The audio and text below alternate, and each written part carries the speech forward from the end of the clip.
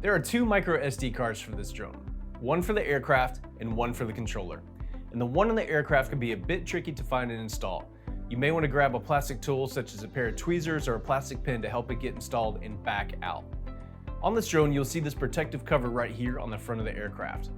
Open the cover and carefully insert the micro SD card until you feel it click, and at that point you will know it's fully seated in there.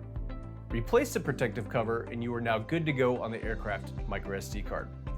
The SD card for the controller is used for firmware updates and to preload your maps. And to install, pull back the protective cover on the bottom and insert the micro SD card until you feel it click.